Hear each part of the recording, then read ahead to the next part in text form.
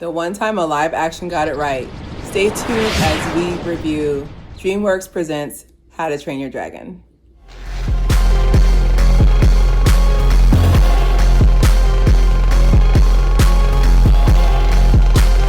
All right, welcome back to another episode of Clear Hair. I'm back. It's been 3 months. Oh my God. Movie Monday. Oh my God, I have a whole series on why I've been gone, what I've been doing while I've been gone. But it's been a time, but I'm so excited. All my millennials out there, it's so funny because I was in the movie theater and I saw these kids, move out the way. This movie's for the millennials. This movie is for the millennials. Move out the way. We're doing the live action review of How to Train Your Dragon. DreamWorks did their thing. I just feel finally they got it right. You got it right. Okay, so first things first, we're gonna open up the movie. So if you've seen the cartoon, the animated version, we can just go right into that. Just a little bit of a review on it. So basically, this is about Hiccup and his father and their whole people on this island. Basically, they're fighting the dragons. The dragons come and steal their food, and like they've always been known as dragon hunters. So one day Hiccup, he's more like a mechanical, more of an engineer in the making. And basically he ends up shooting down a Night Fury, which is one of the, like, it's in the Book of Dragons, like not Book of Dragons, no Game of Thrones, but like the Book of Dragons, like there's nothing about it. So he goes, meets it, and then he realizes he has an injury, builds his trust, and then he's also training to be a dragon hunter, which his dad doesn't want because he feels like Hiccup is a low-key a F up. I know he didn't want to say that because it's a kid's movie, but basically after that, he ends up winning after training and learning tricks from Toothless, who's a Night Fury. He ends up winning the whole competition, and then his girl Ingrid, is it Astrid? I'm supposed to know this. Correct me. It's been a while. But anyways, his girl comes and basically she finds out that he's had her the whole time, had help the entire time. And then afterwards, like after going on a magical ride, as she said, they end up finding out that it's been a hive mind this whole time. So basically there's like a king of dragons, like a master of dragons, and they go over there.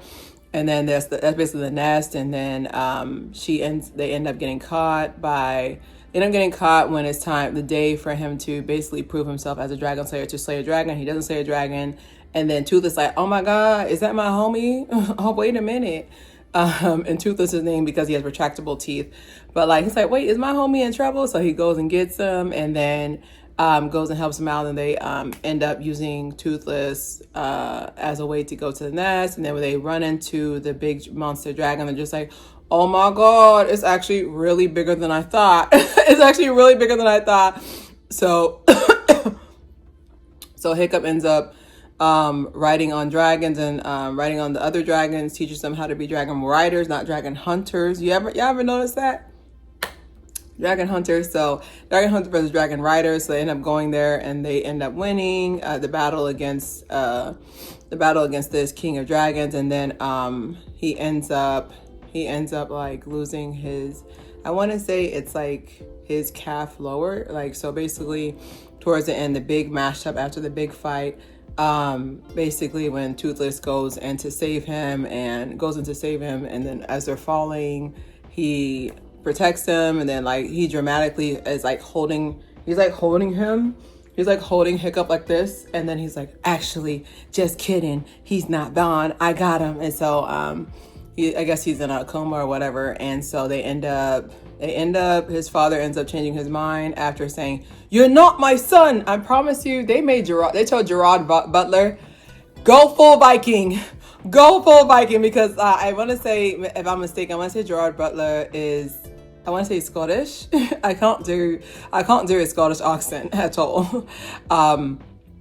But I feel like it was like turned up. He's like, you're not my son. And then after he's like, whatever happens, I'm actually proud of you, after he realized that his way's not the way. To me, this is kind of similar. Anyways, we'll go into the review in 15 seconds. But basically it ends up where all the dragon hunters are now dragon slayers, and all the dragon hunters are now dragon riders, and they live happily with the dragons in synchrony instead of as enemies, and then it just kind of sets up the movie for the next movie. So my overall review, I give the movie a 4 out of 5. So stay with me now. I feel like the animation, you gotta get me on. Like I'm so used to seeing crappy CGI, like computerized garbage intelligence. You know, I'm used to that. Like this is iconic. Like everything looked real. There was no parts where I was just like, oh my god, this doesn't look like this could be real or not. Like it was just really nice. A lot of the actors, fresh face. Now I did recognize Thandie Newton's daughter, who is I want to say it's Astrid. Get me right. It's been a while, but I want to say that's her daughter.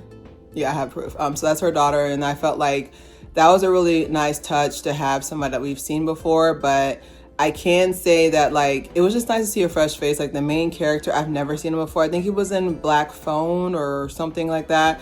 I love the fact that it's a fresh face, because what I'm tired of y'all rotating the same actors and actresses, you know, or what's even worse, we're rotating the second generation of the actors and actresses that we're always rotating, you know, like no offense, but Clint Eastwood's son, like, you know, the Nepo didn't Nepo right, you know, like Clint Eastwood's son, like he's handsome, but I wouldn't sit there and say, oh my God.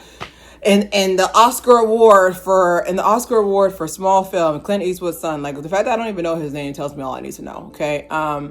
And then another thing too as well, I feel like it was just nice to see like a fresh cast. Like yes, we had Gerard Butler, but who else was gonna do the role correctly? Like no, I promise you, no one could do what Gerard Butler did. Like there's nobody you can find all your like he just brought it home. Like I love the fact that they kept him as the same character.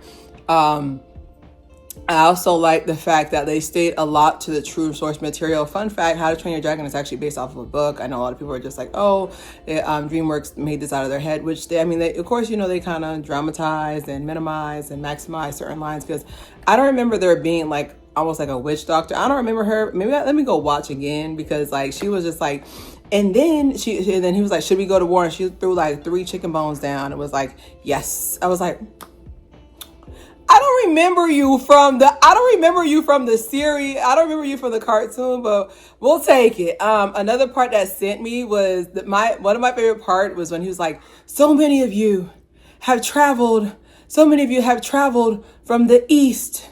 And then they were pointing to the Asians. And then some of you from the sun-kissed lands, the black people. I was like, henceforth, when someone asks me where I'm from the sun-kissed lands. Henceforth, going forward, I am from the sun-kissed lands. Just in case you guys didn't, I'm a Sunland. Is that someone from sun-kissed lands, Sunland?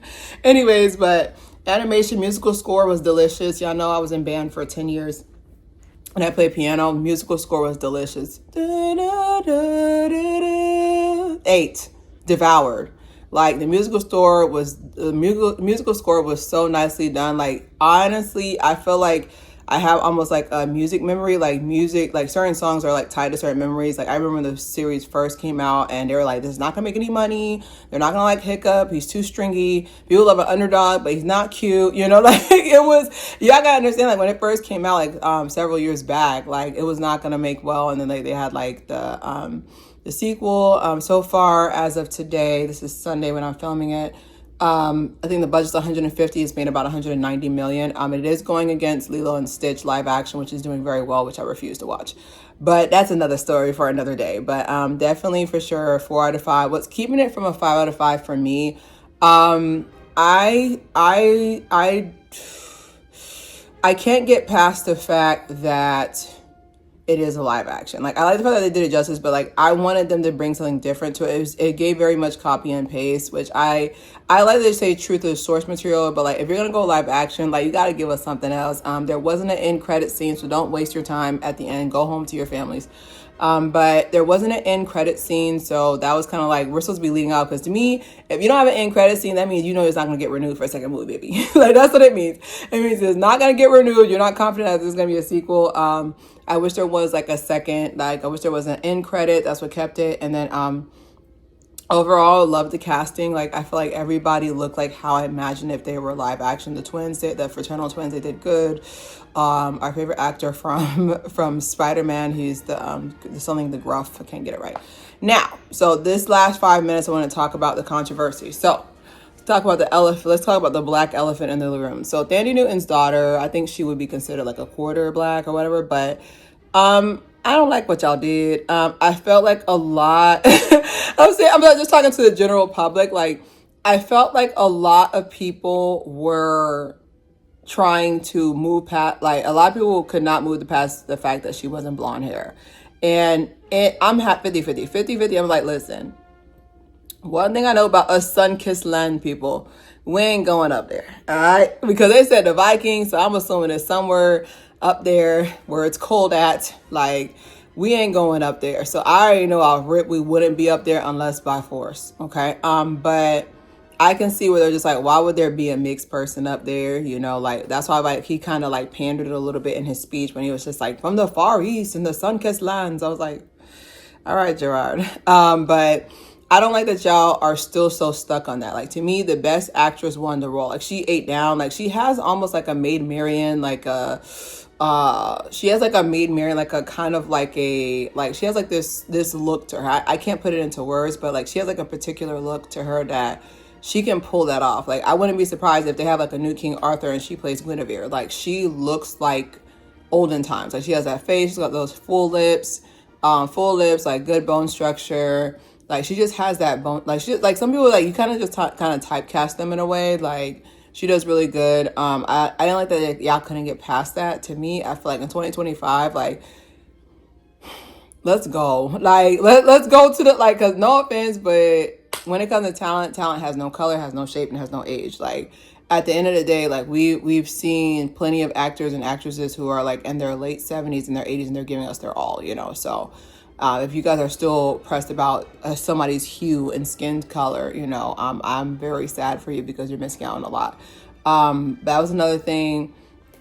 I also feel like, I don't know, maybe because I don't have cable, but I don't feel like it was promoted. I feel like a lot of the money went into the CGI, which I love because it was really, really good. But I don't feel like it got promoted a lot. Like, something about it did not give, like, they were putting this at the forefront to promote. Like, it gave very much like, we're just gonna go off the clout that people love this series so much, which I get it, but I don't know. Like, I don't have the feel like Lilo and Stitch were like, okay, that Milo movie that they keep pushing, the one with Zoe Saldana, they keep pushing that. But How to Train Your Dragon, like, I just don't, I'll have to look, you know, things have been a little bit crazy here. But, like, I don't remember when they promoted this movie. Like, I don't remember the promotion. I know with Epix that's open in Universal in Orlando. I know with that, a lot of the promotion's been mostly on Epic. Like, they've been putting like, hey, Epic's open, which, like I said, me personally as a Florida resident, y'all, let's wait till 2026. Let's let all the tourists, get all the kinks out. No offense. Let's let them do all the kinks or whatever out. But I just didn't feel like, I don't know what it is, but like, I didn't feel as though it was promoted or given the justice of being promoted a lot. I don't know. I feel like that's where DreamWorks kind of dropped the ball a little bit. The promotion was not like ideal. I have been on a social media break, so I don't know if maybe you guys can get me right in the comments. Let me know if there's been like a TikTok challenge or something. But to me personally, I don't feel like it was promoted a lot. And then another thing I didn't like about the movie was the fact that, like, they didn't really lead towards a sequel, you know, like a little hint or something to keep us interested, because, you know, these movies are very expensive, very time consuming. So the next time we'll hear from you is in 3 years. Like, you got to give us a chew toy. You got to give us a little something to like make us want to. But overall, I thoroughly enjoyed myself. I feel like I was taken there. Like, I don't know, it's because the screen was so big. I went to Dolby surround sound. I don't know, but I feel like I was on the ride too. Definitely once the tourists get out of out of the way, I would definitely love to go to Epic and try to look at the ride. I'm afraid of heights. I don't want to ride it, but just down to the scales, the attention to detail was immaculate. Like, I can definitely say, definitely go see How to Train Your Dragon. Take your friends, leave your kids at home, but definitely go see it, and don't forget to subscribe and share. It's Claire here.